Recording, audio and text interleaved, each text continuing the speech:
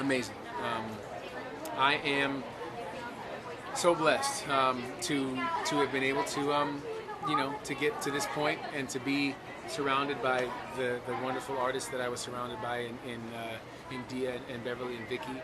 They were all they're all amazing artists, and I think that this could have gone to either of us. And obviously, with the vote being a 2% difference, I mean it very well could have. So I mean I think I think hopefully we've all won in a sense. I mean I'm honored to have the official win, but I was honestly very prepared to to hear Carson say "Dear Frampton," and I was prepared to hug her and tell her how much I love her, because I do. I love her as a person. I love her as an artist, and I really love what she does. So, did you get to talk to your family yet?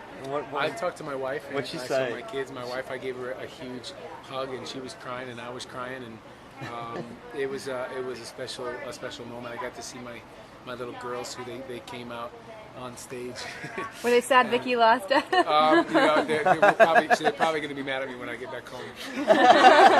But well, yeah, we'll have to talk about that, I guess. But yeah, they my oldest, who's 3.5, she said, "Daddy, we got to watch you win on TV. We saw you win." Aww. And they were in a little holding area that had a TV because they couldn't be in the audience part per se. But it was, it just reaffirms why I did this in the first place, and what has always been important to me. Well, 2 words for you: Stevie Nicks.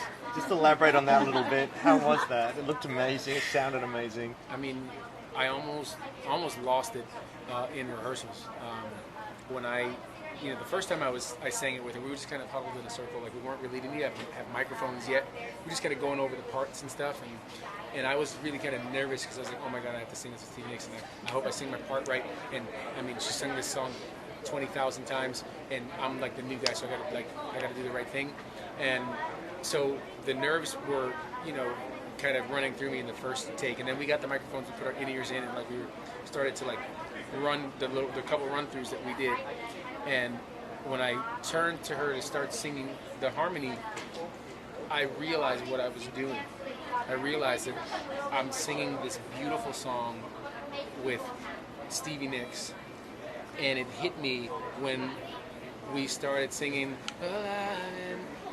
like that part right there, I just got really choked up, and I said, okay, pull it together.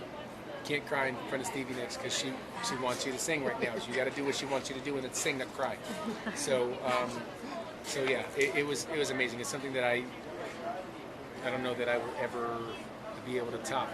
That just happened. So what are you most looking forward to on the tour? Is there anybody in particular you want to duet with, or any song you want to sing? The band, the voice band has been so awesome, and I love all of them to death.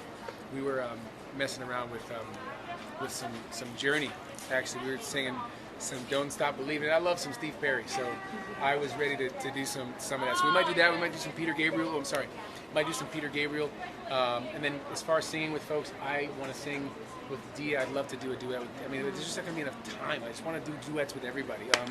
But I'd love to do something with Dia, with Vicky. Nakia would be fun. Sing a country song with Curtis or with Patrick. I mean, there's so many folks that I'd love to do songs with. What advice would you give fans that want to aspire to be like you?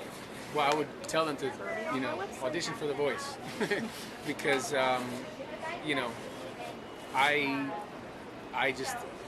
really I knew when I started this that the odds were stacked up against me, and it almost kept me from auditioning. But it just goes to show that you don't always know what's best for you. And my brother is actually one of the ones that talked me into auditioning, and obviously I'm glad that he did.